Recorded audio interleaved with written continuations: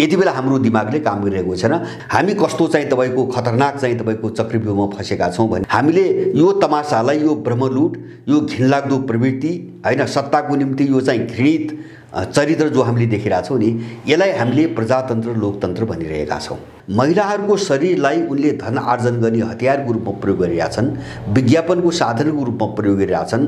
अब त्यसमा दिइने छुटलाई उनले स्वतन्त्रता भनिरहेका छन्।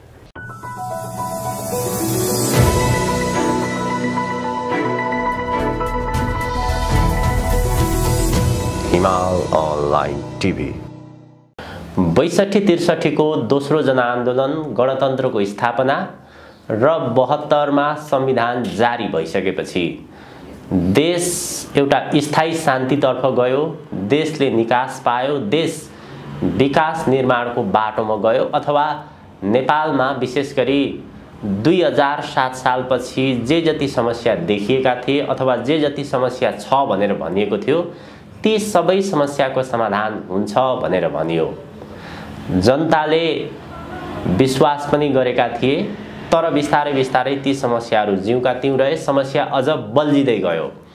पछिल्लो केही वर्ष यता यो व्यवस्थाको, यो संविधानको विकल्पको विषयमा विचार विमर्शहरू भइरहेका छन्। वास्तवमा यो देशको समस्या के हो? संविधान हो, गणतन्त्र हो, राजतन्त्र हो, अथवा के हो? हुनुपर्ने के हो? अब नेपाल कसरी बन्छ? नेपालको अहिलेको आवश्यकता के हो? के कारणले यो 70 वर्ष नेपालका राजनीतिक दलहरू अल्मलिए, आम नेपाली नागरिकहरू अल्मलिए? यसको गहिराईमा गएर आज हामी कुराकानी गर्दैछौँ त्रिमूल नेपालका अध्यक्ष राजनीतिक विश्लेषक भरत दाहालसँग। दाइ, स्वागत छ यहाँलाई। हजुर, धन्यवाद। नेपालको आजको समस्या के हो? यो 70 वर्षसम्म नेपाल कहाँ अल्मलियो? नेपालका राजनीतिक दलहरू कहाँ अल्मलिए? जति पनि विचार र सिद्धान्तका कुराहरू आइरहेका छन्, ती विचार र सिद्धान्तहरूले के कारणले काम गरिरहेको छैन? एउटा व्यवस्थापछि अर्को व्यवस्थाको चर्चा हुन्छ, व्यवस्थाहरू परिवर्तन भए, तर नेपाली जनता र देशको समस्या के कारणले समाधान भएन? वास्तवमा यो विचारको लडाई हो, सिद्धान्तको लडाई हो, वैचारिक समस्या हो, अथवा यसको कार्यान्वयनको पाटोमा समस्या हो? समस्या के हो? अब गर्नुपर्ने के हो त? यो 70 वर्षको अन्तरालमा नेपालीले के सिके? धन्यवाद। अब यो धेरै महत्त्वपूर्ण चाहिँ अब सवाल हो। मलाई लाग्छ अब यो सङ्कट जति घनीभूत हुँदैछ, जति चाहिँ तीव्र रूपमा अगाडि बढ्दैछ, गहिरो हुँदैछ, मान्छेले नयाँ ढङ्गले सोच्न बाध्य भइरहेका छन् हैन। एउटा लामो गोलचक्र हामीले हेर्यौँ हैन, शासनदेखि अथवा त्योभन्दा अगाडिदेखि पनि हामीले एउटा गोलचक्र हेर्यौँ, हामी निकास कतै पनि पाइरहेका छैनौँ हैन। त्यसकारणले बाहिर बहस छन्, धेरै थरीका बहस छन्, जस्तो मान्छेको चेतना, उसको विचार, उसको सोच, उसको चाहिँ तपाईको लक्ष्य उद्देश्य अनुसार विभिन्न खालका बहसहरू भइरहेका छन्। जस्तो कतिपय मान्छेहरू, जस्तो हामी लगायत केही मान्छेहरू अब देशलाई एकदमै नयाँ सिराबाट अब चाहिँ अध्ययन गर्न सुरु गर्नुपर्छ भनेर हामी लागिरहेका छौँ। हामीले यस्ता धेरै कुराहरू उठाइरहेका छौँ। अब कतिपय मान्छेहरूको कस्तो देखिन्छ भन्छ भने, जस्तो दलहरू खराब हो, दलहरू सत्ताबाट विस्थापित भएपछि, हामी सरकारमा गएपछि यो सबै समस्या समाधान हुन्छ भनेर केही मान्छे प्रचार गरिरहेका छन्। अथवा केही मान्छे जो सत्ताभित्रै छन्, विभिन्न दलका नाममा छन्, अब उनीहरूले यो दलले गरेन हामी गएपछि गर्छौँ भन्ने, जस्तो केपी ओली, माधव नेपाल, शेरबहादुर प्रचण्ड आदि इत्यादिको बीचको तपाईँको झगडा छ। अब समस्या के हो? हामीले हेर्ने के हो भन्छ भने, हामीले अनुभव के गर्यौँ त्यसलाई आधार बनाएर हामीले निष्कर्ष निकाल्ने हो हैन। अब अर्काले के भन्यो, के व्याख्या गर्यो हैन, हामी यसमा फसिरहेका छौँ। त्यसकारणले गर्दाखेरि हाम्रो अनुभव के हो, हाम्रो अनुभवले के भन्यो भन्ने कुरातिर मात्रै जान सक्यौँ भने मलाई लाग्छ यसले ठुलो समाधान पाउँछ र नेपालको समस्यालाई अलिकति गहिरिएर हेर्नुपर्छ भनेर मैले बारम्बार कुरा उठाउँदै आएको छु। अब यो समस्याका विभिन्न पाटाहरू हुन्छन्, विभिन्न आयामहरू हुन्छन्। त्यसमध्ये सबभन्दा ठुलो आयाम, महत्त्वपूर्ण आयाम भनेको विचारको आयाम हो हैन। अब हामी कस्तो सोच बनाएर बसेका छौँ, हामीले के विचार अपनाएर बसेका छौँ भन्ने कुराले अब यो चाहिँ तपाईँको अहिले तपाईँले उठाउनु भएको कुरोमा धेरै ठुलो महत्त्व राख्छ। किन भन्छ भने विचार भने के हो भन्छ भने बाटो हो हैन। जस्तो तपाईँ हामी कतै कुनै यात्रामा निस्कन्छौँ, अब हामी कहाँ पुग्ने भन्ने कुरा हामी अगाडि बढ्ने दौरानमा त्यो हिँड्ने बाटो छ कि छैन भन्ने कुराले निर्धारण गर्ने हो। तपाईँ अनगन्तार जङ्गलको बिचमा उभिएर हैन, जहाँ कुनै पनि बाटो हुँदैन नि, त्यो जङ्गलको बिचमा उभिएर तपाईँ कुनै गन्तव्यमा पुग्न सक्नुहुन्न। हाम्रो समस्या अहिले त्यही हो। अब यसलाई चाहिँ तपाईँको अहिले हाम्रो समस्यालाई जोड्नुभन्दा अगाडि म एउटा उदाहरण दिन चाहन्छु। जस्तो यो पश्चिमाहरूको एउटा रणनीति छ। उनको एउटा रणनीति के छ भन्छ भने उनीहरू आइडियोलोजिकल सबभर्सन भन्छन् हैन, वैचारिक अधीनस्थता, अथवा चाहिँ त्यो भन्न खोजेको अरूको दिमागमा रहेको विचारलाई त्यहाँबाट निकालेर हैन आफ्नो विचार र आफ्ना मूल्य मान्यता कसरी स्थापित गर्ने ताकि उनीहरूलाई अर्काले ईश्वर मानिरहोस् हैन, उनले जे भन्छन् त्यसलाई चाहिँ उचित भनिरहोस्। अब यस्तो खालको एउटा डरलाग्दो उनको रणनीति छ। अब त्यो रणनीति अन्तर्गत चाहिँ तपाईँको धेरै हतियारहरू उनले प्रयोग गरे। जस्तो एउटा उदाहरणको निम्ति हामी मेकाले शिक्षा प्रणाली भन्छौँ, जो नेपालमा जो पढाइन्छ नि यो मेकाले शिक्षा प्रणाली हो, इन्डियामा मेकाले शिक्षा प्रणाली हो। त अब अरूलाई गुलाम बनाउनुको निम्ति उनले के गरे त भन्छ भने जस्तो मेकाले भनेको एउटा ब्रिटिस सांसद हुन्, विद्वान हुन्। इन्डियामा चाहिँ इस्ट इन्डिया कम्पनी चाहिँ तपाईँको आएपछि अब इन्डियाको जो संस्कृति र जनजीवन देखे उनीहरूले, त्यसबाट अचम्म मानेर अब त्यसलाई थायी रूपमा गुलाम बनाउन नसकिने, उनको आफ्नैपन, आफ्नै सोच, आफ्नै विचार हैन, आफ्नै संस्कृति देखिसकेपछि अध्ययन गर्न उनलाई पठाए। उनी लगभग चाहिँ 1 दशक जति सम्पूर्ण इन्डिया घुमे र उनले धेरै लामो एउटा प्रतिवेदन बेलायतको संसदमा 1835 मा दिए। त्यसमा उनले चाहिँ इन्डियाको त्यो बेलाको भारतको रहनसहन, जीवन पद्धति, विचार, मान्छेको जीवन, सारा चिजको धेरै वर्णन गरे हैन, अनौठो मानेर वर्णन गरे र उनले अन्तिममा एउटा सुझाव के दिए, सार कुरो भन्छ भने हामी बल प्रयोग गरेर अर्को कुनै पनि तरिकाबाट हामी इन्डियालाई गुलाम बनाउन सक्दैनौँ, त्यसको निम्ति एउटै मात्र उपाय हुन सक्छ भनेर उनले आफ्नो सुझाव के राखे भन्छ भने अब इन्डियाका मान्छेहरूको दिमागमा पहिले हाम्रोपन भर्नु पर्यो। यदि इन्डियालाई उपनिवेश बनाउने हो भने त्यसको निम्ति इस्ट इन्डिया कम्पनीले त्यहाँ चाहिँ ब्रिटिस शिक्षा प्रणाली लागू गर्नुपर्छ र अब त्यो शिक्षाबाट हामीले आफ्नो विचार भएको जनशक्ति उत्पादन गर्नुपर्छ र त्यो जनशक्तिलाई नै त्यही इन्डियामाथि आक्रमण गर्ने हतियारको रूपमा हामीले प्रयोग गर्नुपर्छ हैन। त्योभन्दा अर्को उपाय छैन भने अब त्यही अनुसार चाहिँ उनीहरूले रणनीति अगाडि बढाए र अब संसारका धेरै देशमा त्यो मेकालेको नामसँग जोडिएको शिक्षा प्रणाली छ, पश्चिमा शिक्षा प्रणाली, जसले चाहिँ तपाईँ हाम्रो दिमागबाट हाम्रोपन सबै उडाइसकेको छ र उनीहरू जे हुन् सबै उनीहरू हुन् भन्ने एउटा विचार स्थापित गरेको छ। म अब यो शिक्षा प्रणाली एउटा शिक्षा प्रणालीको यहाँ चाहिँ हतियार भयो। म 2-4वटा केही उदाहरणहरू राख्न चाहन्छु यहाँ हैन। हामी कस्तो चाहिँ तपाईँको खतरनाक चाहिँ तपाईँको चक्रव्यूहमा फँसेका छौँ भन्ने एउटा उदाहरण।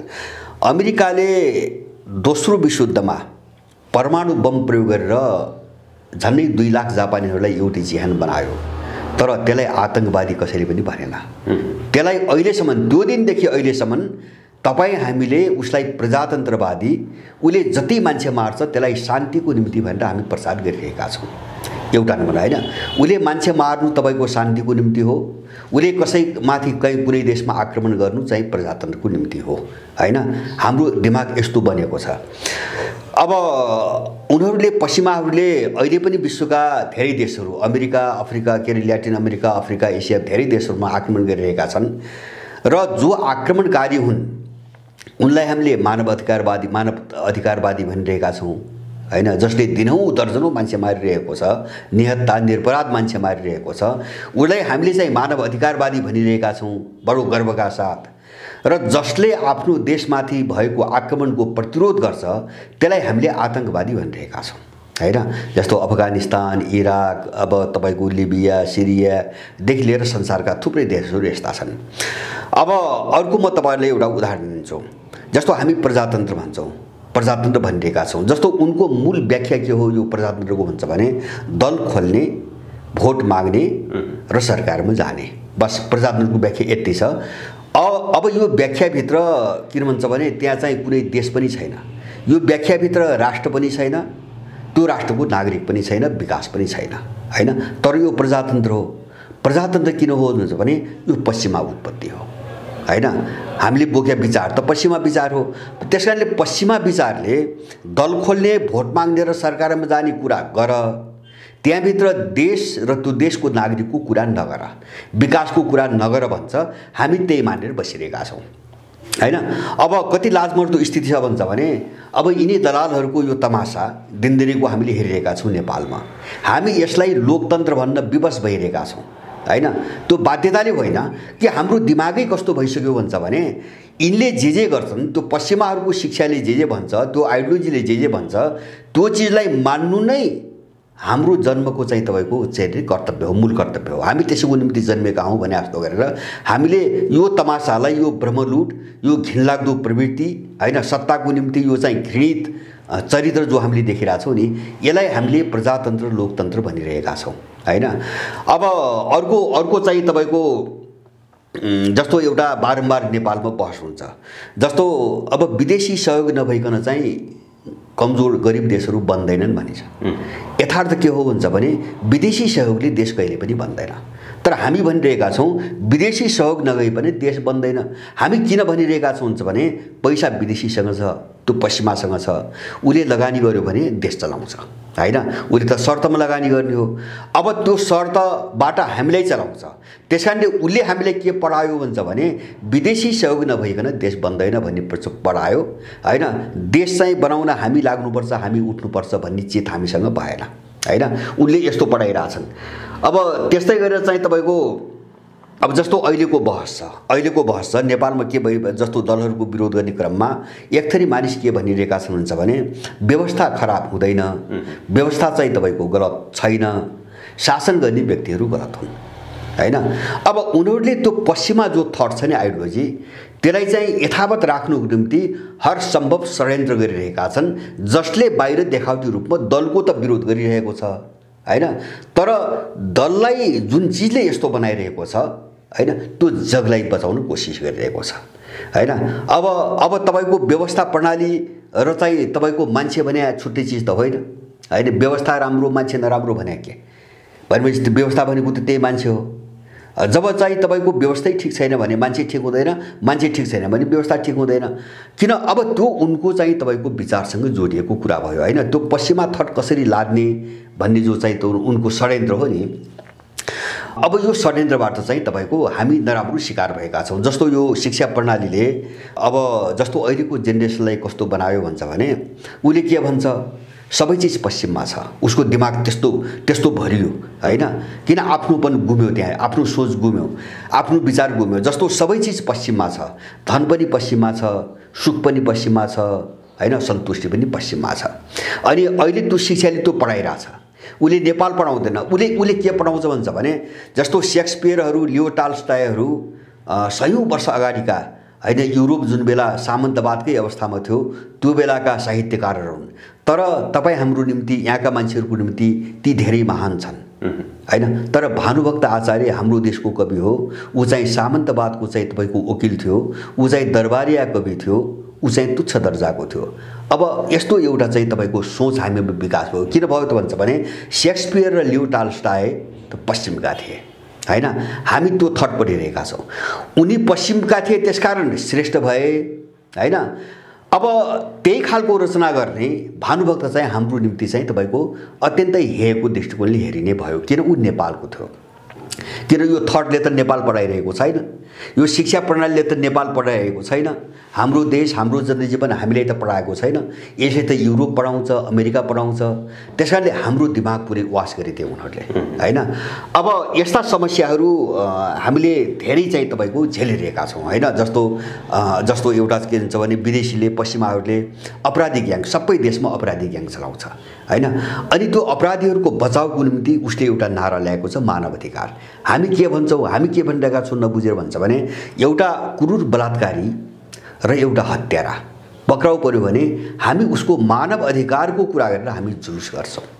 हामीलाई त्यति पतित बनाइसक्यो उनीहरूले हैन। किन त्यो अपराधी उसको सञ्जालभित्रको सदस्य हो, उसले परिचालन गरिरहेको छ। त्यसकारणले उसले त्यो क्रिमिनलहरूको, अपराधीहरूको मानव अधिकार हुन्छ, उसको सम्मान गर्नुपर्छ भनेर पैसा चाहिँ तपाईँको खुवाएर यहाँ मान्छेलाई जुलुसमा लगाइरहेछ हैन। तर जो खान नपाएर 60 देखि 80 लाख नेपाली चाहिँ आफ्नो घर छोडेर विदेश बस्न बाध्य भइरहेछ, त्यसको रोजगारीको अधिकारको कुरा गर्दैन उनीहरूले। त्यो उनको मानवाधिकारभित्र पर्दैन, किन त्यो त नेपालको मामिला भयो, त्यो त नेपालीको मामिला भयो हैन।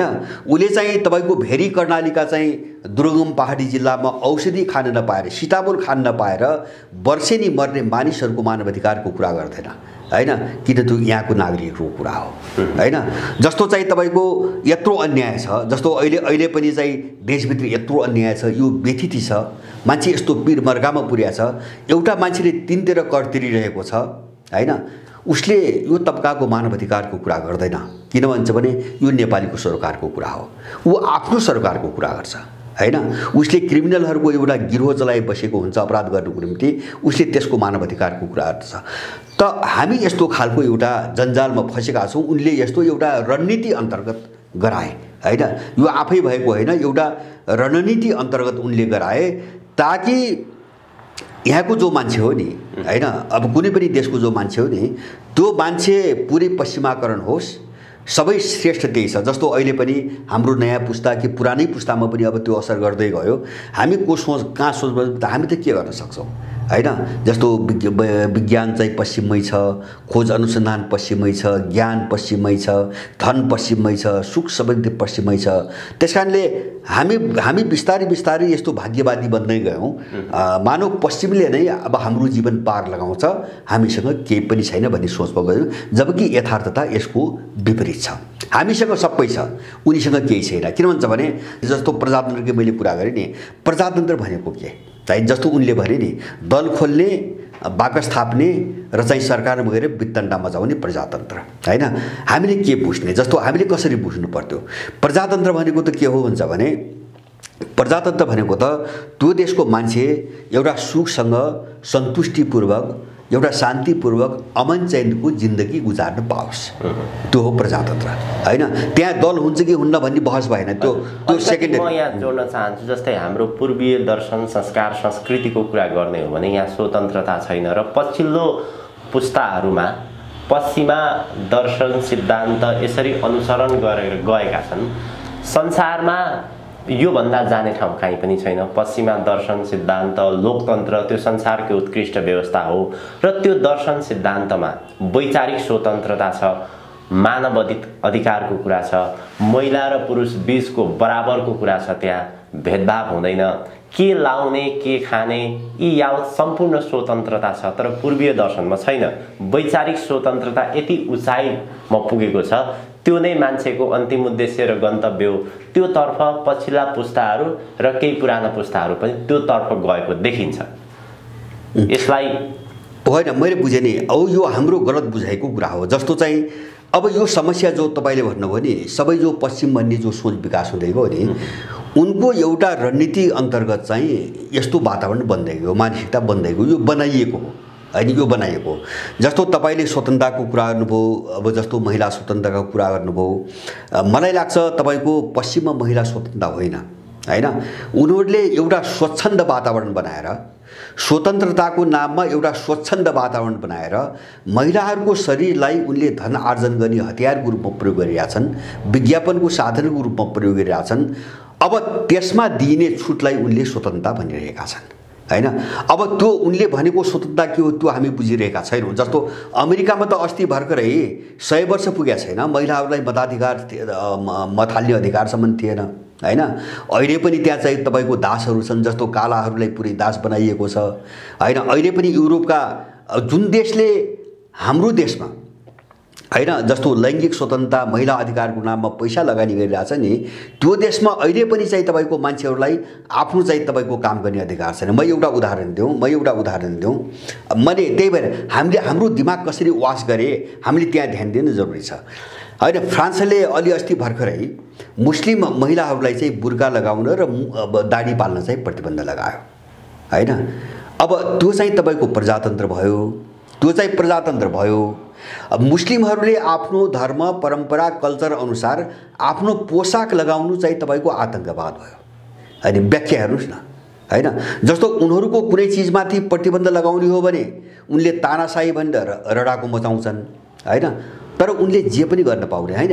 एउटा न्यारेटिभ कस्तो बन्यो त भन्छ भने विकास भयो, विचार कस्तो विकास भयो भन्छ भने पश्चिमाहरूले जघन्य अपराध गरे पनि त्यो जायज हुन्छ भन्ने एउटा त्यो विचारको विकास भयो क्या हामी कहाँ। उनले जत्रो अपराध गरे पनि त्यो जायज हुन्छ हैन।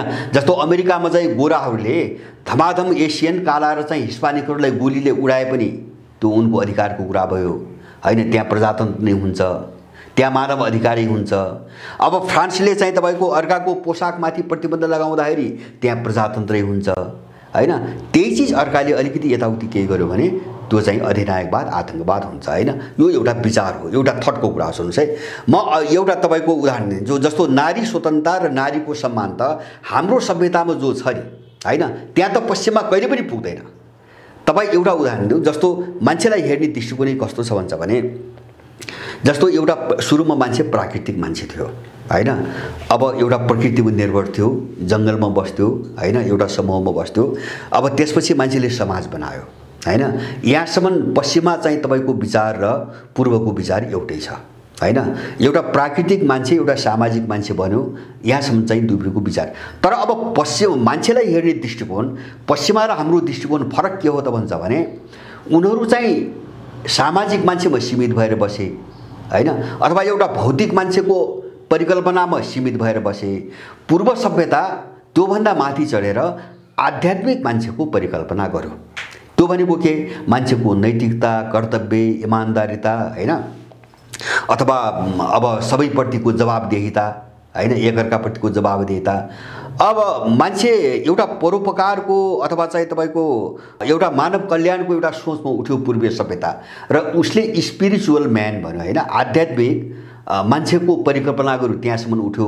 पश्चिम त्यहाँ उठ्न सकेन, गएन। त्यसकारणले पश्चिमा समाज बर्बर छ, उपभोक्तावादी छ, बर्बर छ, चरम भौतिकवादी छ। उसले नितान्त आफ्नो शारीरिक सुख र व्यक्तिगत स्वार्थभन्दा माथि केही पनि देख्दैन, हेर्दैन। किन भन्छ भने उनको त्यो विचारै छैन हैन। यति ठुलो अन्तर छ।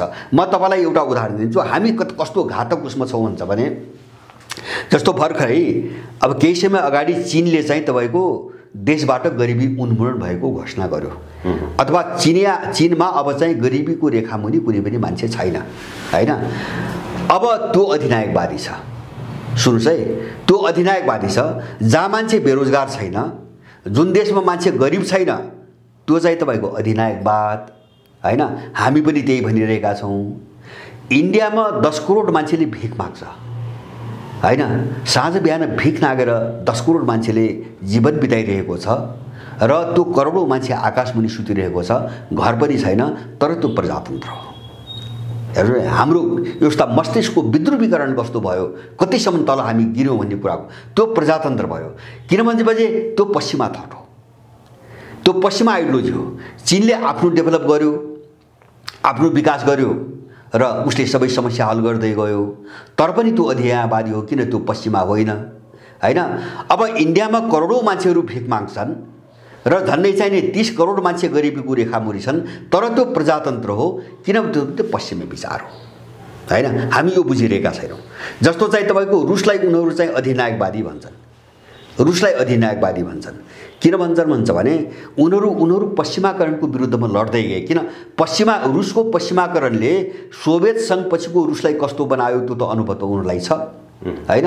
एउटा पाउरोटीको 10,000 रुबल तिरेर किन्नुपर्ने स्थिति आयो रुसमा 1991-92 मा। एउटा पाउरोसीको पिसको निम्ति 10,000 रुबल तिर्नुपर्ने अवस्था आयो। त्यो त उनले भोगेका छन् नि। त्यसकारणले उनीहरू आफ्नो एउटा विचार, आफ्नो आइडियोलोजीमा गए।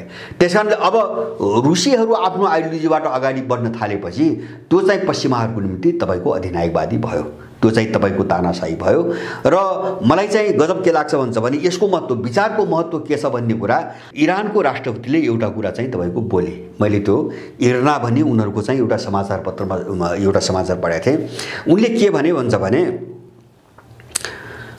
अहिले यति बेला अमेरिका र इरानको बीचमा युद्ध भयो भने हामी जित्छौँ भन्ने भने। अनि त्यो शीर्षक देखेपछि मलाई बडो चाहिँ कौतूहलता भयो, इरानले कसरी जित्छ त हैन, अमेरिकालाई कसरी जित्छ त, मेरो कौतूहलता भयो।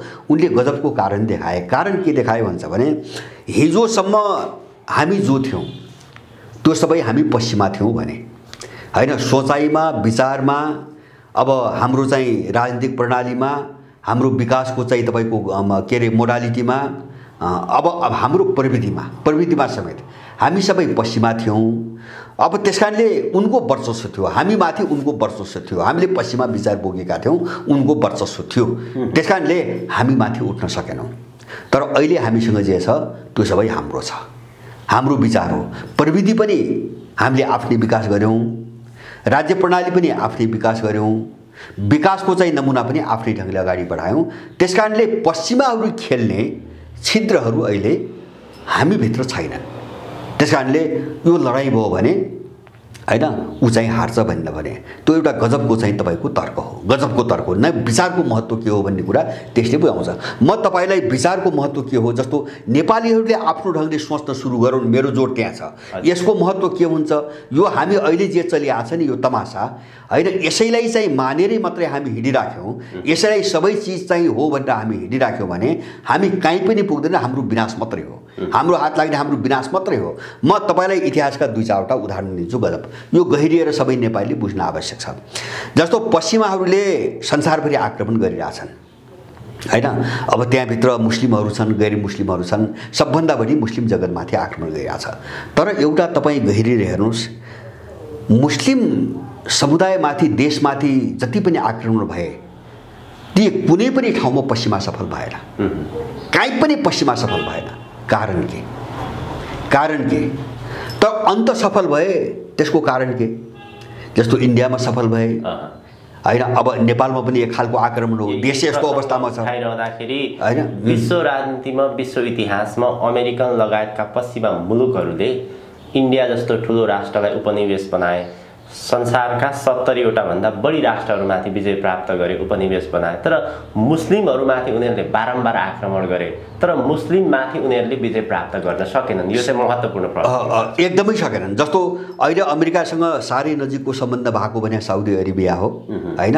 अब उनले चाहिँ त्यो खाडीको महत्त्वलाई ध्यानमा राखिकन साउदीसँग राम्रो सम्बन्ध राखे, त्यो आफ्नो ठाउँमा छ।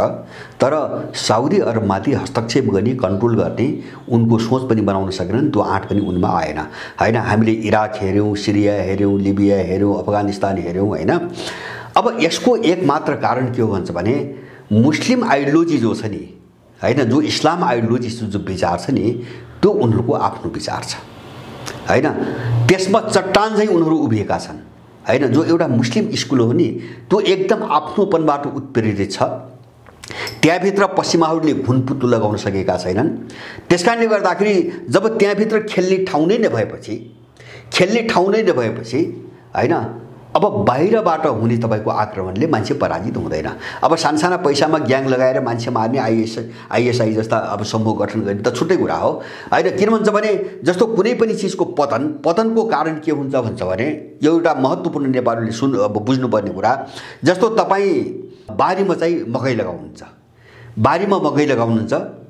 अब मकैमा तपाईँले पानी हाल्नुहुन्छ, मल हाल्नुहुन्छ, खनिज तत्त्वहरू हाल्नुहुन्छ, तर यदि त्यो मकैको गेडामा जाग्ने गुण छैन भने तपाईँले जति हाले पनि त्यो जाग्दैन हैन, जति हाले पनि त्यो जाग्दैन। मैले भन्न खोजेको कुनै पनि मान्छेको उत्थान र पतन अथवा कुनै चिज मर्ने र बाँच्ने भन्ने कुरा त्यसभित्रै, त्यो गुण त्यसभित्रै हुन्छ। छैन भने त्यो चाहिँ सकारात्मक चाहिँ तपाईँको गुण छैन अथवा जाग्ने अगाडि बढ्ने गुण छैन भने तपाईँ बाहिर जति सपोर्ट गरे पनि केही लाग्दैन हैन। छ भनेपछि तपाईँले जति रोक्नु खोजे पनि केही लाग्दैन। त्यसकारणले गर्दाखेरि मैले भने नि आन्तरिक चिज यति चाहिँ मजबुत हुन्छ कसैको उत्थान र पतनको निम्ति। मैले भने त्यही भएर नेपालीहरूको आन्तरिक चिज भन्छ भने हामीलाई गाइड गर्ने हाम्रो मस्तिष्क के हो भन्ने हो क्या महत्त्वपूर्ण कुरो। हामीलाई गाइड गर्ने, अगाडि बढाउने हाम्रो दिमाग के हो, त्यो कस्तो छ भन्ने कुराले नै हाम्रो पतन हुने कि हाम्रो उत्थान हुने भन्ने कुराको निर्णय गर्छ। त्यो अर्काले गरिदिनु होइन। जस्तो अर्काले गरिदिन्छ भन्नेमा गइसकेपछि हामी त सिद्धियौँ हैन। जस्तो पश्चिमा विचारले सबै गर्छ, हामीले जे सुनेका छौँ, जे पढेका छौँ, जे पढाइएको छ हैन, जे चाहिँ तपाईँको अब सुनाइएको छ त्यो नै अन्तिम सत्य हो भने त्यो बाटोमा जाँदाखेरि हामी चाहिँ यो अवस्थामा पुग्या हो। मैले एउटा मुस्लिमको उदाहरण दिएँ, किन त्यहाँभित्र पश्चिमाकरण चाहिँ घुस्न सकेको छैन, पश्चिमा आइडियोलोजी त्यहाँभित्र पस्न सकेका छैन, उनको आफ्नो मौलिक जग छ। एउटा एक उदाहरण। दोस्रो एउटा जर्मनीको बडो गजबको इतिहास छ। जर्मनको इतिहास के छ भन्छ भने 19औं शताब्दीको पूर्वार्धसम्म, उत्तरार्धैसम्म झनै भन्नुहोस् न, अब जर्मनी चाहिँ 16 टुक्रामा विभाजित थियो हैन। एउटा टुक्रा रुसको कब्जामा, अर्को बेलायतको कब्जामा, अर्को चाहिँ बेल्जियमको कब्जामा, अर्को अस्ट्रियाको कब्जामा, धेरै देशको कब्जामा थियो। अनि चाहिँ यस्तो उदासीनता, यस्तो चाहिँ तपाईको माहौल थियो कि जर्मनीमा जसलाई सोध्नुहोस् उनले के भन्दै हामीले के गर्ने, सबै ईश्वरले निर्धारण गरेका छ, यो पूर्व जन्मको फल हो, सबै कर्ता ईश्वर हो, हामीले गरेर केही पनि हुन्न हैन। कसैले हामीलाई खा भन्यो भने खाने हो, मर भन्यो भने मर्ने हो, यो काम गर भन्यो भने गर्ने हो। आम जर्मनीमा चाहिँ यही सोच थियो। त्यसको कारण के थियो भने हेगेलको चाहिँ तपाईको दर्शनको प्रभाव हैन। हेगेल भन्ने एउटा ठुला दार्शनिक थिए, उनी ईश्वरवादी थिए, आदर्शवादी दार्शनिक थिए, यद्यपि महान दार्शनिक थिए। तर उनको यस्तो गहिरो प्रभाव पर्यो जर्मनहरुमा कि जर्मन तबाह भयो। किन भन्छ भने जर्मनीहरु कुन सोचमा, हेगेलको दर्शनले जर्मनीहरु कुन सोचमा पुग्यो भन्छ भने हामीले गरेर केही पनि हुँदैन, यो त पहिले नै निर्धारण भइसकेको छ हैन। जस्तो पहिले नै सबै ईश्वरले गरिसकेको छ, त्यसैले केही पनि हुँदैन। त्यसपछि जर्मनीको जब बर्बादी देखे त्यसपछि चाहिँ तपाईको त्यहाँबाट एउटा चाहिँ रिएक्सन, प्रतिक्रिया सुरु भयो र अस्तित्ववाद जन्मियो। सुन्नुस्, जर्मनीमा अस्तित्ववाद यसरी चाहिँ आगो बनेर बाहिर आयो कि प्रत्येक जर्मन जस्तो त्यसबेलाका नित्से जस्ता दार्शनिकहरू हैन। अब यस्ता धेरै दार्शनिक जस्तो फ्रान्समा ज्यापाल सार्त्रहरू भए, नित्सेहरू भए, कोम्टेहरू भए हैन, अल्बर्ट कामुहरू भए। भने के हो भन्छ भने सबै मान्छे हो, मान्छे स्वतन्त्र छ, उसको स्वतन्त्र अस्तित्व छ, गरे पनि मान्छे हो, नगरे पनि मान्छे हो, ईश्वरले केही पनि गर्दैन, केही पनि छैन, ईश्वरै छैन हैन। गर उठ गर्ने तिमीले हो हैन। तिमी अरूको भर पर्दा हैन, अरूको भर पर्दा अरूले गर्दिन्छ भन्ने विचार बोक्दाखेरि जर्मनको यो हालत भयो। हामी नै सबै कर्ता हौं, हाम्रो अस्तित्व स्वतन्त्र छ र हाम्रो विचार भनेको हामीले आफै निर्माण गर्ने हो, हामी कस्तो बन्ने हामीले बाटो तय गर्ने हो हैन। यो एउटा ठुलो चाहिँ दार्शनिक वैचारिक बहस सुरु भयो। जर्मनीहरू उठे र त्यही अस्तित्ववादी चाहिँ बिस्मार्क जन्मायो। अनि चाहिँ तपाईको 16 टुक्रामा विभाजित जर्मन, बिस्मार्कले एकीकरण गरेर जर्मनीलाई एउटा विशाल साम्राज्य बनाए। एकीकरण मात्रै हैन, उनले एउटा विशाल साम्राज्य बनाए। एउटा उदाहरण हामीले हेर्ने। अब म दोस्रो उदाहरण दिन्छु विचारको महत्त्वको कुरा गर्दा। अब जस्तो कार्ल मार्क्सले तपाईको एउटा विचार जस्तो सर्वहारावादी विचार, कम्युनिस्ट विचार भने उनले एउटा नारा दिए हैन। एउटा गजबको एउटा नारा के दिए भन्छ भने अब मजदुरहरूलाई भने मजदुरसँग त चाहिँ सम्पत्ति भनेको उसको आफ्नो श्रम बाहेक केही पनि छैन हैन। अब सम्पत्ति छैन, केही पनि छैन, उ त सडकको मान्छे हो, उसको आफ्नो यदि सम्पत्ति हो भने उसको श्रम मात्रै हो, केही पनि छैन। त्यसकारणले उठ, तिमीले हारे के हुन्छ, हारेपछि हातमा हतकडी लाग्ने हो, हतकडी त त्यसै पनि लागिरहेछ हैन। जब मान्छे स्वतन्त्र छैन, काम नगरी खान पाउँदैन, त्यो पनि काम गर्दाखेरि चाहिँ पुँजीपतिको दासै छ हैन। 20 घण्टा काम गर्नुपर्छ, अनि त्यो 20 घण्टाको काम गरेर चाहिँ महिना दिनभित्र चाहिँ सन्तुष्ट खाने पैसा आउँदैन भनेपछि यसै पनि तिमी कैदमा छौ हैन। उठ, हारे हतकडी, जिते संसार, उनले त्यही नारा दिए। हारे, यो लडाईँमा हारे, हत्दै भए हतकडी लाग्ने हो, त्यो भन्दा बढी हाम्रो केही पनि जाँदैन, हतकडी लाग्ने हो। जिते संसार जितिन्छ, राज्य जितिन्छ। त्यसले चाहिँ संसारभरि चाहिँ आगो बन्यो हैन। मजदुरहरुमा त तपाईको आगो बन्यो र मार्क्सको त्यो नाराले के गर्यो, त्यो विचारले के गर्यो भन्छ भने त्यो एउटा विचार हो मैले भन्नु खोजेको। त्यसले एउटा यस्तो ऊर्जा दियो कि संसारको यो मानव समाज जो हजारौं वर्षदेखि चल्दै आएको थियो त्यसलाई चाहिँ अब कहिल्यै पनि नजुट्ने गरी दुई फ्याकमा चाहिँ तपाईको विभाजित गर्थ्यो।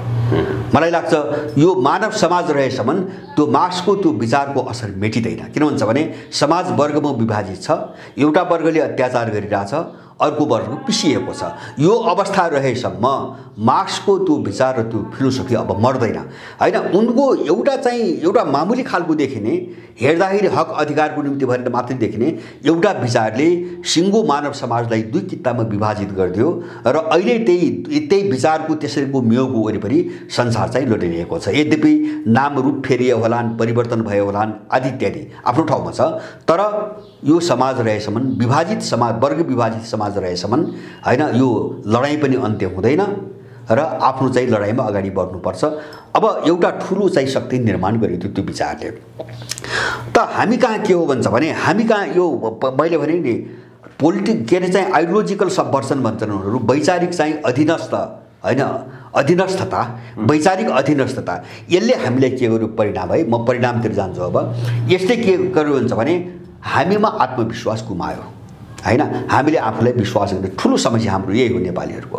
जस्तो मैले भने नि, हामीले यस्तो विचार बोक्यौँ कि उनीहरूले जे भनिरहेका छन् त्यो नै सत्य हो। हामी जे देखिरहेका छौँ यो घिनलाग्दो दृश्य प्रजातन्त्र हो हैन। अब देशको चाहिँ तपाईको बजेटभन्दा वैदेशिक व्यापार चाहिँ बढी भइसक्यो, विदेशी ऋण बढी भइसक्यो, त्यो विकास हो हैन। आर्थिक विकासको चाहिँ मोडेल त्यही हो, हामी त्यही भनिरहेका छौँ। जबकि प्रति व्यक्ति टाउकामा चाहिँ 60,000 रुपियाँ पुगिसक्यो र यहाँको बजेटभन्दा चाहिँ तपाईँको 2 गुणा, आन्तरिक राजस्वभन्दा 2 गुणा चाहिँ तपाईँको झन्नै वैदेशिक व्यापार घाटा भइसक्यो। अरू विदेशी ऋण कति छ, हामी त्यो विकास भनिरहेछौँ, त्यसलाई पनि विकास भनिरहेछौँ हैन। अब त्यसपछि मैले भने नि, विदेशीहरूले यत्रो अत्याचार गरिरहेछन् हैन। उनका सबै कामलाई हामीले कहिले मानवाधिकार भन्छौँ, कहिले शान्ति भन्छौँ, कहिले प्रजातन्त्र भन्छौँ। अब हामी यस्तो ठाउँमा किन पुग्यौँ त भन्छ भने हामीले आत्मविश्वास गुमायौँ हैन। आत्मविश्वास गुमायौँ। आत्मविश्वास गुमाउने भनेको आफ्नोपनबाट चाहिँ च्युत हुनु, आफ्नो ढङ्गले सोच्न बन्द गर्नु। अब हाम्रो दिमागले काम गरिरहेको छैन यति बेला हाम्रो दिमागले काम गरिरहेको छैन। नेपालको समस्या त्यही हो। मैले बारम्बार भन्दै आएको छु नि, जस्तो कतिपय मान्छेहरू भन्छन् सरकार बदलेर हुन्छ भन्छन्, केही पनि हुँदैन। यथास्थितिमा सबै चिज यथावत राखेर सरकार मात्रै बदलेर केही पनि हुँदैन भन्ने कुरा त हामीले 70 वर्षदेखि हेर्दै आछौँ। त हाम्रो अगाडि यत्रो अनुभव छ, 70 वर्षको अनुभव हाम्रै अगाडि छ। हामीले यो अनुभवलाई आधार मान्ने कि पश्चिमाहरूले गरेको प्रचारलाई आधार मान्ने, हाम्रो समस्या त्यहाँ हो। त्यसकारणले गर्दाखेरि होइन, हाम्रो अनुभवलाई, हामीले प्राप्त गरेको ज्ञानलाई हैन, हाम्रा अनुभूतिहरूलाई आधार मान्ने हो भने त हामी त आफ्नो सोचमा जानु पर्यो। अब आफ्नो सोचमा जानु पर्यो। जस्तो उनको हतियार समातिकन उनीसँग लड्न सकिँदैन हैन। अथवा जुन तत्त्वले यो सङ्कटमा देश ल्यायो, दलहरू भन्नुहोस्, निमित्त कारण दलहरू छन्, यिनी निमित्त कारण मात्रै हो, मूल कारण होइन हैन। अब हामीमा समस्या कहाँ छ भन्छ भने हामी कारणमा गइरहेका छैनौँ, हामी इमोसनमा मात्रै बसिरहेका छौँ। हेर्नुहोस्, इमोसन मात्रै भयो भने त्यसले कारण बुझ्न दिँदैन। जस्तै इमोसन भनेको उत्तेजना बाहिर, जस्तो हामीसँग आवेग छ, जस्तो यस्तो अत्याचार छ नि नेपालमा, एउटा आवेग त छ नि हामीसँग, रिस छ, क्रोध छ, यिनले बर्बाद पारे भने आक्रोश छ, तर हामी केही गर्न सकिरहेका छैनौँ। किन केही सकिरहेका छैनौँ भन्छ भने हामीले यसको कारणै बुझिरहेका छैनौँ। प्रणाली खराब हो, त्यो प्रणालीमा बस्ने मानिसहरू खराब हो भन्ने जान्दै पनि हामीले केही गर्न सकिरहेका हो। उत्तेजना मैले भने हामीले जो विचार बोक्यौँ नि, मैले सबै उदाहरण दिएँ नि, सबै क्षेत्रमा हामीले जो विचार बोकिरहेका छौँ, सोच बोकिरहेका छौँ, समस्या त्यहाँबाट आछ, कारण त्यो हो भने हामी बुझिरहेका छैनौँ हैन। हामीले त्यो जो मूल कारण हो त्यसको बाइ प्रोडक्ट, त्यसले पनि निकालेको अर्को एउटा खराब चिज परिणाम भनौँ न, जस्तो दल र सिस्टम, प्रजातन्त्र भनौँ न, संसदीय प्रजातन्त्र संसारको उत्कृष्ट प्रजातन्त्र हो। उत्कृष्ट किन हो? त्यो पश्चिमको उत्पत्ति हो, त्यसकारण उत्कृष्ट हो हैन। हाम्रो भएको भए के हुन्थ्यो? तानाशाही हुन्थ्यो। जस्तो म एउटा उदाहरण दिन्छु, पञ्चायत हामीले बहस गर्ने यहाँ हो। तुलना गर्दा यो संसदीय प्रजातन्त्रभन्दा त पञ्चायत त उच्च कोटिको थियो, सबै कोणबाट, तपाईँको राष्ट्रियताको कोणबाट, विकासको कोणबाट, मानिसको अमन चयन, एउटा शान्तिपूर्ण जिन्दगीको कोणबाट। खालि त्यहाँ नभएको के हुन्छ भने दलहरूले मन पनि गर्न पाएन, कुरो त्यति मात्रै हो। पञ्चायतलाई गाली गर्नुको कारण त राजनीतिक दलीय स्वतन्त्रता थिएन, दलमाथि प्रतिबन्ध थियो, त्यति नै हो। अर्को कुन कुरामा यिनले प्रश्न उठाउन सक्छन्? पञ्चायत त सबै कुरामा उत्कृष्ट छ हैन। जस्तो यहाँ बहस हुन्छ नि, गणतन्त्र राष्ट्र संस्था बहस भइरहेछ अहिले हैन। अब यो बहस कुन कोणबाट भइरहेछ भने जस्तो उनीहरूले भन्छन् विदेशी दलालहरू राजा फ्याँके यहाँ। अब उनले गणतन्त्र उत्कृष्ट किन भनिरहेछन्? नेपालको सन्दर्भमा है, म सिद्धान्तमा गएको छैन, नेपालको सन्दर्भमा गणतन्त्र उत्कृष्ट किन भइरहेका छन् भन्छ भने त्यो त उनले ल्याएको हो, उनको मान्छे छ, उसले आफ्नो काम गराइरहेछ। त्यसकारणले यो परिवेश रहेसम्म त यही उत्कृष्ट छ। किन राजाले यो काम गर्न दिएको थिएन, यस्तो मन पनि गर्न दिएको छैन, त्यही राष्ट्र संस्था प्रतिगामी हो हैन। उनको चाहिँ कोण त्यहाँबाट आछ। जस्तो पृथ्वीनारायण शाह चाहिँ तपाईँको गोर्खा साम्राज्य विस्तार गरे हो हैन। जस्तो एनजिओहरूले पश्चिमा थटबाट चलेका र उनको पैसाबाट चलेका मान्छेहरू भन्छ नि, यो त गोर्खा साम्राज्यको विस्तार हो, कहाँ नेपालको एकीकरण हो हैन। यहाँ त चाहिँ 100औं राज्यहरू थिए उनीहरूले त्यो सारा रिस पृथ्वीनारायण शाहमाथि पोखिरहेका छन्। किन भन्छ भने पृथ्वीनारायण शाहले नेपाल पुनः एकीकरण गरेको हो, उनलाई त्यहाँ रिस छ हैन। अब उनले नेपालभित्र उनीहरूले खेल्न सकेनन्, पृथ्वीनारायण शाहको कारणले नेपालमा उनले खेल्न सकेनन्। त्यो थट त्यो विचार यिनले यहाँ चाहिँ तपाईँको लादे, हामी त्यही बोकेर हिँड्यौँ। मैले भने नि हामी त्यही बोकेर हिँड्यौँ। त्यस कारणले समस्या हाम्रो दिमागको हो, हामीले बुझ्नु यो जरुरी छ। समस्या हाम्रो दिमागको समस्या हो। जबसम्म यो जहरलाई हामी मिल्गाउन सक्दैनौँ, मैले भने नि यस्तो घृणित, यस्तो नीच व्यवस्था हैन, यस्तो भद्दा मजाक, यस्तो अपराध, खुलेआम यस्तो अपराध, यसलाई पनि हामी प्रजातन्त्र भन्छौँ भने हाम्रो मृत्यु भइसकेको छ। हामी मान्छे होइनौँ, हामीले यो कुरा बुझ्न एकदमै जरुरी छ। त्यसकारणले हामीले कस्तो विचार विकास गर्नु पर्यो भन्छ भने यो पश्चिमाहरूको जो के हो र वैचारिक चाहिँ अधीनस्थताको जो चाहिँ रणनीति हो नि, अर्कालाई चाहिँ आफ्नो विचारको गुलाम बनाउने र त्यो दिमागमा भरेर चाहिँ आफ्नो अनुसार चाहिँ आफ्नो स्वार्थमा काम गराउने हो। यो डिजाइनलाई नतोड्दासम्म हामी यो सङ्कटबाट बाहिर निस्कन सक्दैनौँ। हाम्रो समस्या यही छ। मैले बारम्बार उठाएको कुरो त्यही हो। त्यसकारणले अबको विकल्प के भन्ने बहसमा जाँदाखेरि हामी यो सबै बहसमा गएनौँ भने हाम्रो हातमा उही चिज हात लाग्छ हैन, जो अहिलेसम्म हामीले पाउँदै आएको छौँ हैन। जस्तो कहिले काङ्ग्रेस भनेर कुद्यौँ, कहिले एमाले भनेर कुद्यौँ, कहिले माओवादी, कहिले राप्रपा। विचार त उही पश्चिमा विचार थियो, स्कुलिङ त त्यही थियो, कन्सेप्ट त तिनै थिए पार्टीको नाम मात्र फरक हो, त्यहाँ नाम मात्रै फरक हो। अहिले विचार उहिरह्यो, विचार उहिरह्यो भन्नुहोस् न। जस्तो मैले भने नि अब संसदीय प्रणाली चाहिँ अब यस कारणले उत्कृष्ट प्रजातन्त्र किन यो बेलायती उत्पत्ति हो, नेपालको होइन। त्यसकारणले म यथार्थ कुरा राख्न चाहन्छु। जस्तै अहिले अधिकांश नेपालीहरूले नेपालमा वास्तविक समस्या के हो, नेपाल कहाँनिर फसिरहेको छ र नेपालको आफ्नो सिद्धान्त, संस्कार, संस्कृति यी सम्पूर्ण गुमेको कारणले गर्दा, पश्चिमा दर्शन सिद्धान्त या लागू भएको कारणले गर्दा हामी गुलाम भइरहेका छौँ भन्ने कुरा उनीहरूले त बुझेका छन्। तर नेपालको आजको वास्तविक समस्या यथार्थ धरातलमा रहेर कुराकानी गर्ने हो भने नेपालमा एउटा वर्ग, यस्तो वर्ग पनि छ जो बिहान बेलुकाको छाप टार्न पनि गाह्रो छ र विदेश नगइकन सुखै छैन उनीहरूलाई। यस्तो कोभिडको अवस्थामा पनि कम्तीमा खाडी मुलुकमा 2 लाख रुपियाँ तिरेर भए पनि विदेश जान तयार छन्। अब अरू अमेरिका, युरोप लगायतको कन्ट्रीमा त 10 लाख रुपियाँ तिर्छन् उनीहरू। एउटा त्यो बाध्यतामा फँसेका छन्। त्यो बाध्यताबाट कसरी बाहिर निस्किने र नेपालको राज्य प्रणालीको विकास निर्माणको कुरा गर्ने हो भने नेपालमा विदेशी शक्ति बिना, विदेशी पुँजी बिना नेपालमा विकास निर्माणको काम सम्भव पनि छैन। त्यस्तो अवस्था यथार्थ सबै कुरो थाहा छ, कहाँ फँसेको भन्ने विषय पनि थाहा छ। तर दैनिक जीवन हुन्छ नि चलाउन, त्यहीँबाट माथि उठ्न सकेका छैनन्। यो जे जति समस्यामा नेपाली झेलिँदै गएका छन्, पिरोलिँदै गएका छन्, यो समस्याबाट कसरी उठ्ने त भन्ने चाहिँ मुख्य प्रश्न छ। एउटा सुन्नुहोस्, तपाईँले भनेको महत्त्वपूर्ण प्रश्न हो। जस्तो नेपालीले सोच्नुपर्ने के हो भन्छ भने जो विदेशमा जो गए नि, यसलाई हामीले दुईटा पाटाबाट हेर्नुपर्छ। एउटा चाहिँ अब नेपालको भू राजनीतिभित्र जो विदेशीहरूको एउटा चाहिँ तपाईँको रणनीति अगाडि बढ्यो, त्यो रणनीति अन्तर्गत नेपालबाट नेपालीहरूलाई निष्कासित गर्ने र अब देशभित्र उनीहरूले जे गर्ने योजना बनाएको थिए नि त्यसको प्रतिरोध गर्ने जनशक्ति देशभित्र बस्न नदिने एउटा डिजाइनबाट यिनीहरूले अर्थतन्त्र चौपट पारे, बेरोजगारी बढाए र अब कामै नपाइकन एउटा तबका विदेश जानु परिरहेको छ हैन, एउटा परिवेश। दोस्रो हामीले अर्को हेर्नुपर्ने चिज के हुन्छ भने सबै मान्छे त्यसरी नै विदेश गएका छैनन्। जस्तो हामीले थुप्रै यस्ता ठाउँहरू देखेका छौँ जहाँ चाहिँ तपाईँको उसको अलिकति जमिन छ हैन, काम गर्न सकिन्छ। अब मोटामोटी रूपमा राम्रोसँग श्रम गर्यो भने साँझ बिहान गुजारा चल्छ। त्यो मान्छे पनि विदेश गइरहेको छ, देशमा बसिरहेको छैन। माने श्रमप्रतिको विश्वास टुट्यो, श्रमप्रतिको तपाईँको आस्था टुट्यो, अथवा चाहिँ तपाईँको जिन्दगी भनेको अब बाहिरै जाने हो भन्ने एउटा सोच पलायो हो। त्यो एउटा सुनियोजित वैचारिक आक्रमणबाट भइरहेको छ।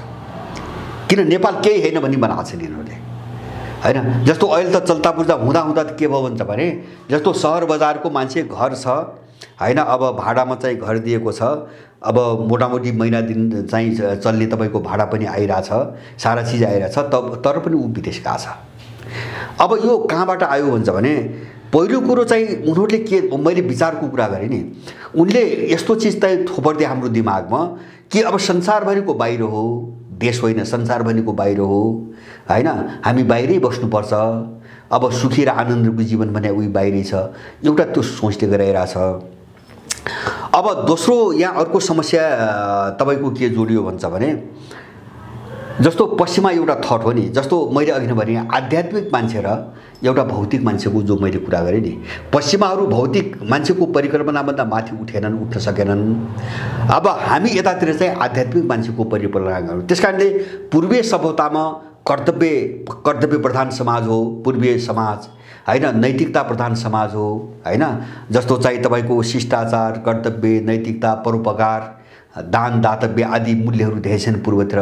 पश्चिममा त्यो पाउनुहुन्न। पश्चिममा त कस्तो छ भन्छ भने एकजना साथी चाहिँ बाहिरबाट भर्खरै आउनु भएको छ, बाहिरबाट नर्वेतिरबाट एकजना हाम्रो साथी आउनु भएको छ।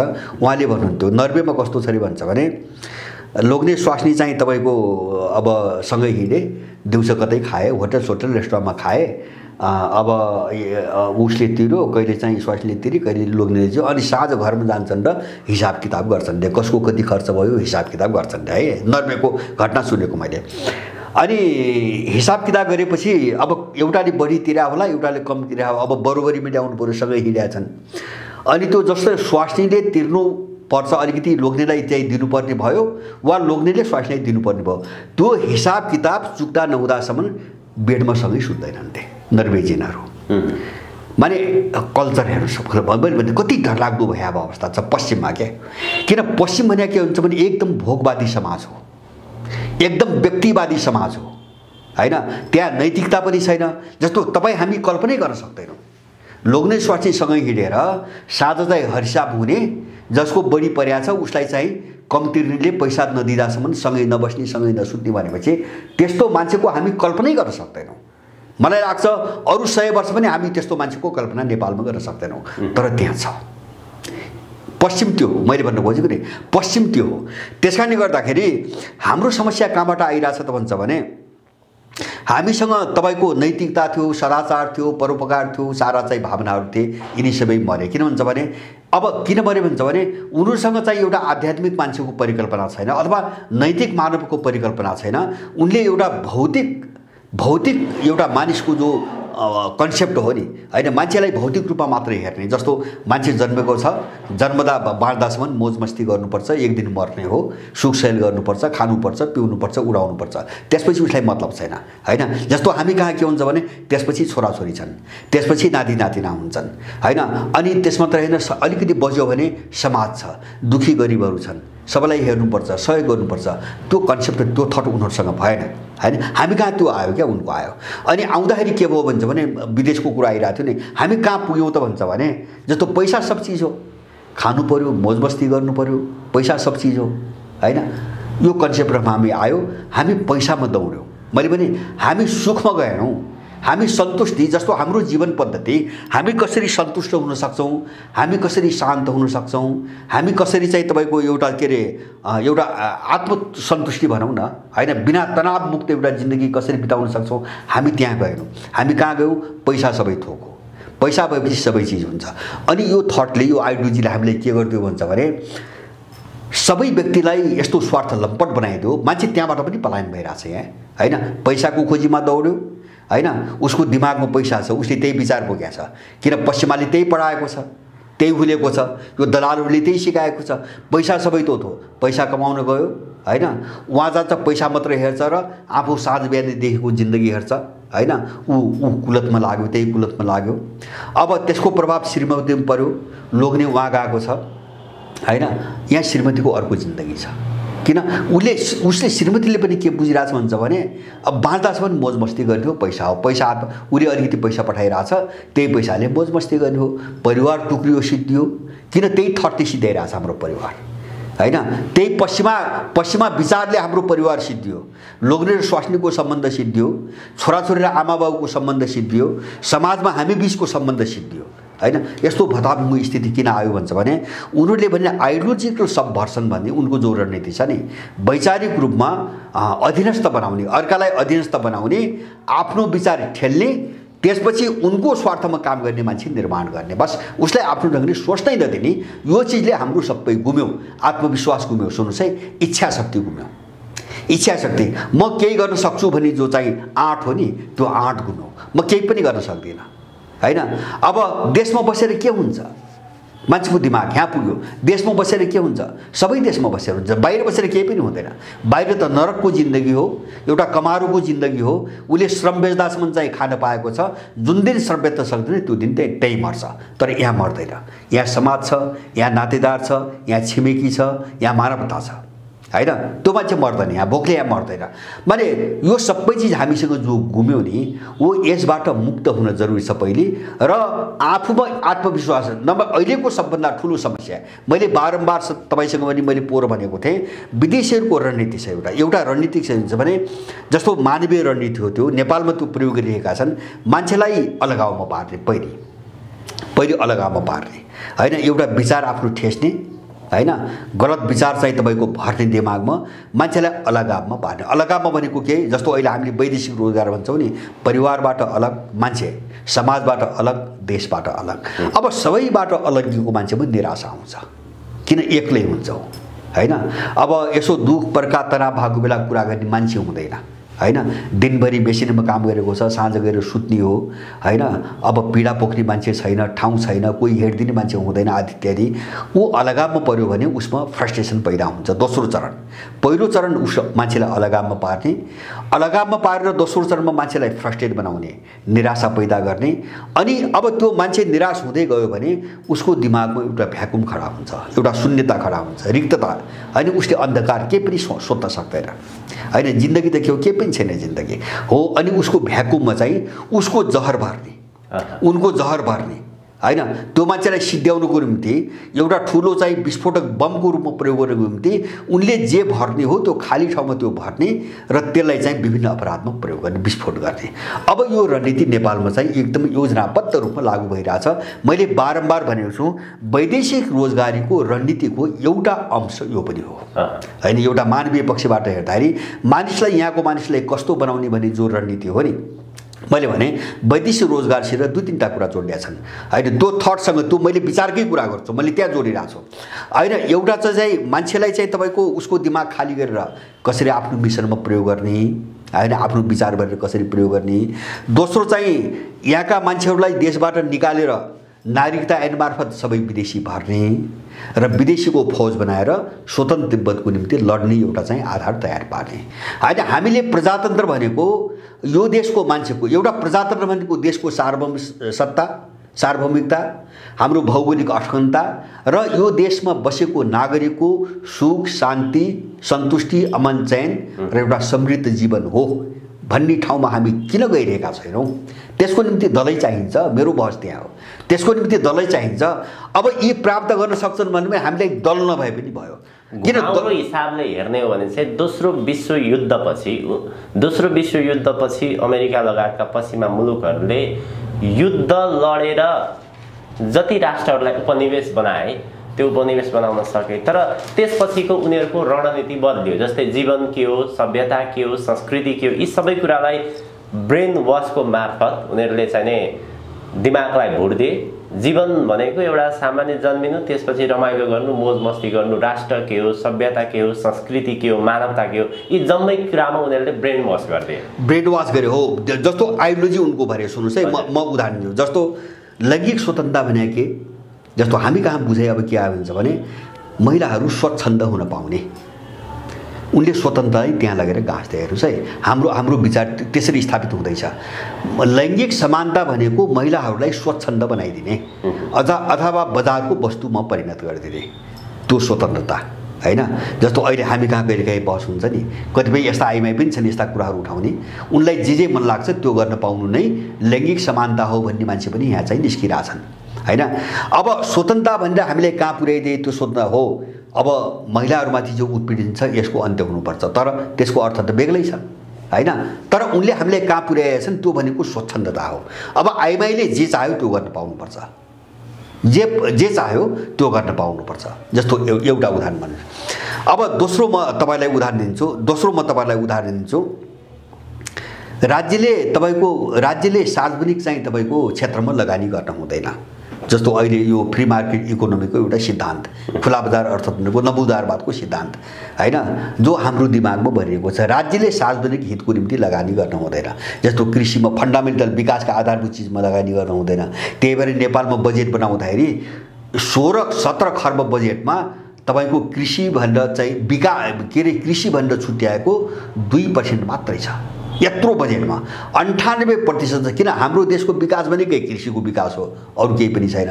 कृषि, जलस्रोत हैन, अब फलफुल जडीबुटी, वनजङ्गल हामीसँग भएको यही त हो नि। यहाँ चाहिँ बजेटै छैन।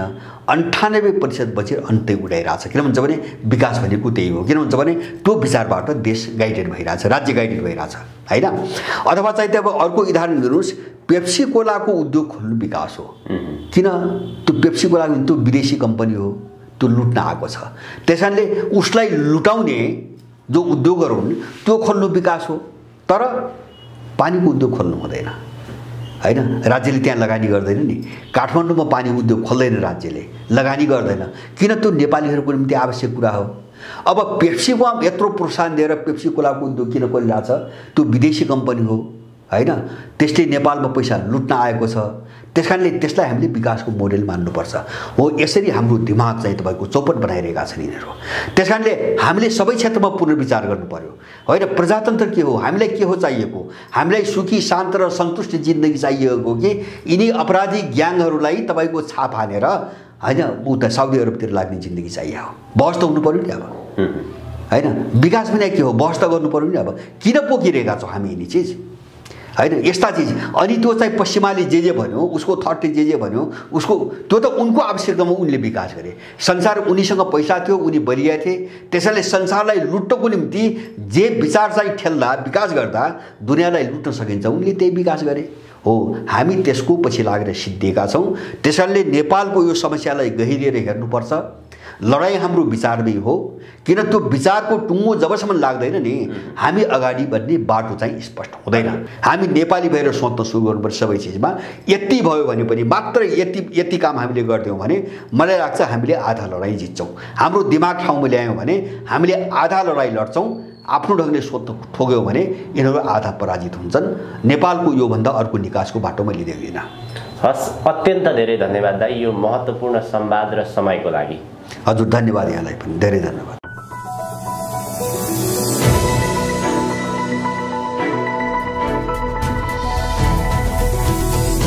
हिमाल अनलाइन टिभी।